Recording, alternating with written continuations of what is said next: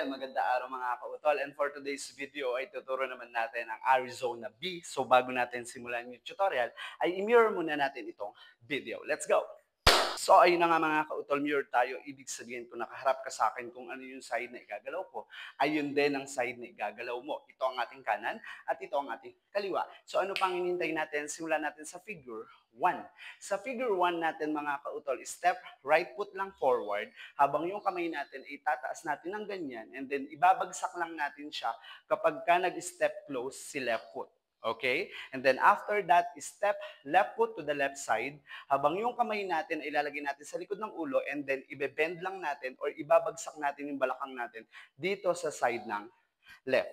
Habang parang medyo nakatingkad itong right foot natin. And then after that, touch yung balikat. Okay, left, right, and then taas yung kamay. Habang i-opposite natin yung movement ng bewang, which is from here, di ba dito tayo nagyari, touch, and then dito naman tayo kay kembot. Okay, and then after that, ay ihagod natin yung kamay natin, pababa ng ganyan. Okay? And then, magko-close lang yung paa natin, which is yung kanan ang i-close natin kay left, habang pag binaba natin ganyan, ilalagay lang natin siya ulit sa ulo.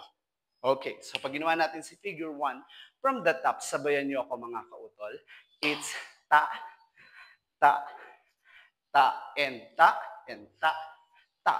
Pag nilagyan natin ang countings in 5, 6, 7, 8. 1, 2, 3, 4, 5, and 6, 7, 8. And that is our figure 1. Lalakad ako sa EDSA ang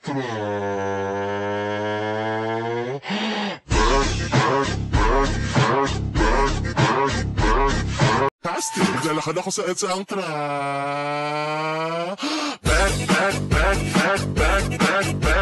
Para naman sa figure 2 natin mga kautol, after this, step right foot lang tayo and then ipi-place lang natin yung left hand natin dito sa baba. And then pag nag-close si left foot, ilalagay natin yung kamay natin ulit dito sa likod ng ulo. Then we will do to the opposite side. Yung kanan naman ang gagamitin natin. Place, step left foot. Pag nag-close si right, ilalagay natin yung kamay natin dito sa likod ng ulo. Okay, so yung part na yon is ta, and ta.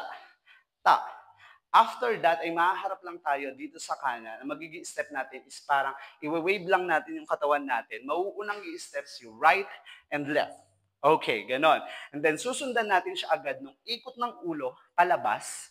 Okay, so pakaliwa siyang ganon. So pag ikot ng ulo, susundan agad natin siya ng step ng right and then left. Sasabayan lang siya nung kamay na right and left. Okay, ganon ang mangyayari. Okay, so ulitin natin si figure 2 from the top. Sabayan nyo ako mga kautol. So from here, it's ta, and ta. Pag nilagyan natin ang countings in 5, 6, 7, 8. 1, 2, 3, 4, 5, and 6, 7, and 8. And that is our figure 2.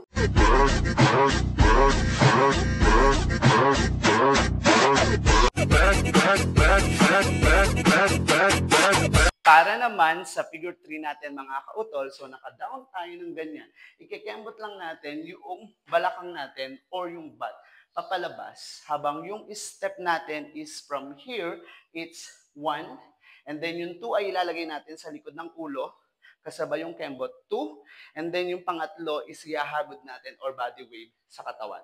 So from here, it's kembot and then hagod.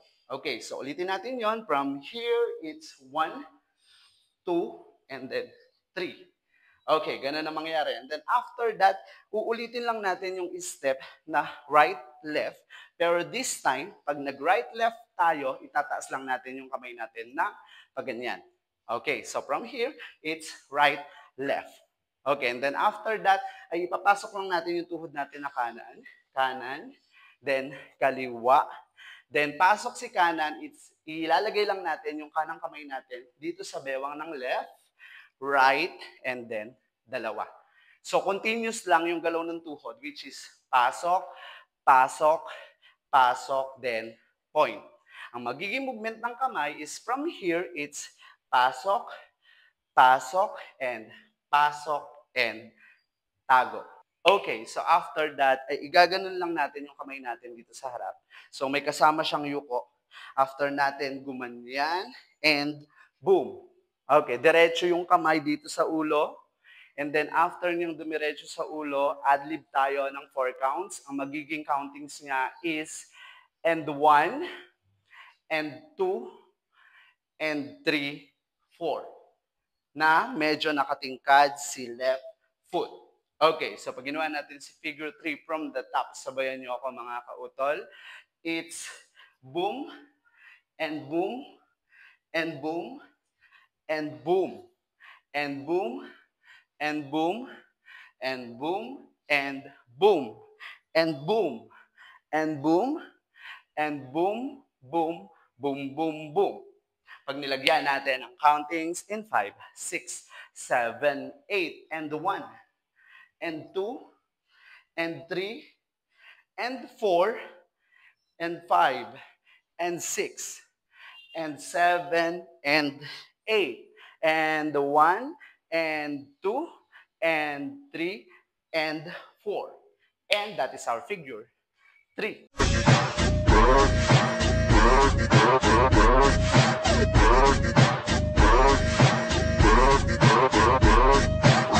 This song so far, if so.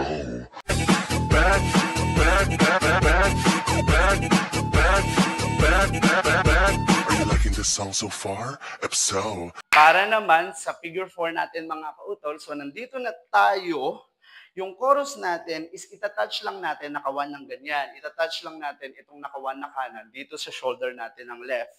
Ganyan dito. Habang nakaharap tayo dito sa left side. So touch and then harap. Okay. Touch and then harap. Dito magsisimulang umi-step si kanan, forward.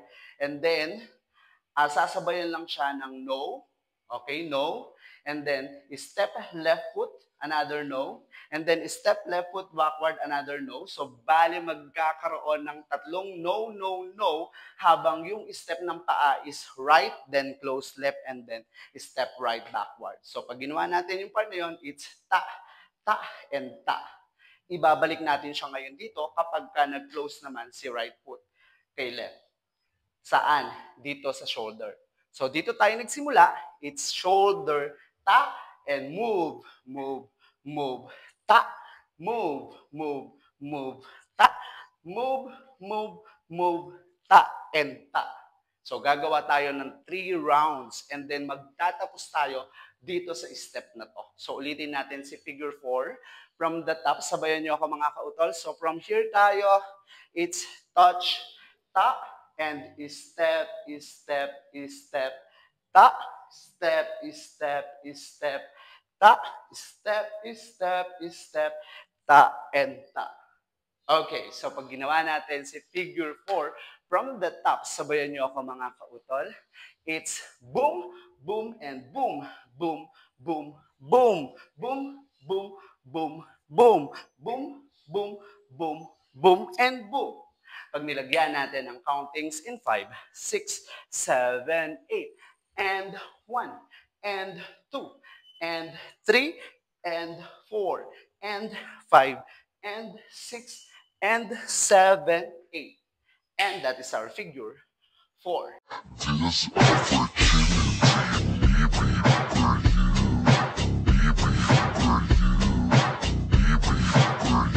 This opportunity maybe for you, maybe for you, maybe for you. Para naman sa last figure natin, which is figure 5, from here, iikot lang tayo pa kanan. So from here, iikot lang natin yung katawan natin pa kanan and then igaganito natin yung kamay natin dito.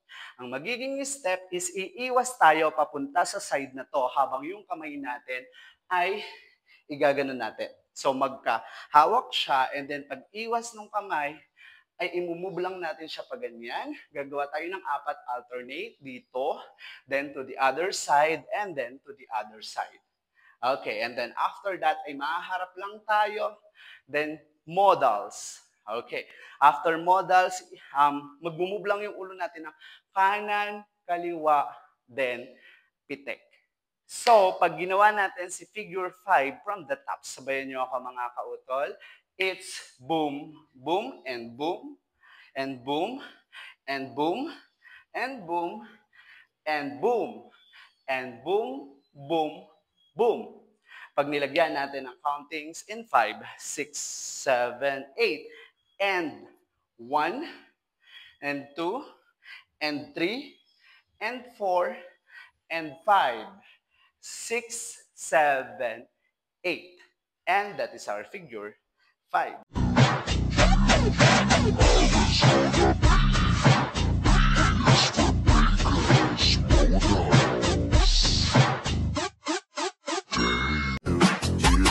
Arizona B is for bakers, modals.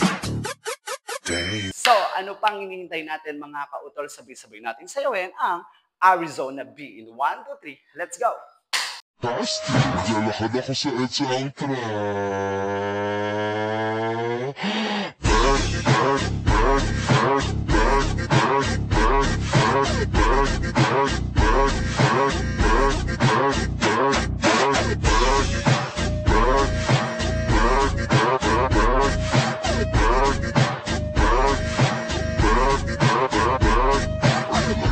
song so far? If so, this opportunity may be for you, may be for you, may be for you. Arizona B is for bakers, modals. Thanks, Arizona B. So mga kautol, kung nagustuhan nyo yung tutorial natin for today, don't forget to like, share, and subscribe, and click the bell button para lagi kayo updated sa mga moves ng inyong kautol. Hanggang sa muli, babush!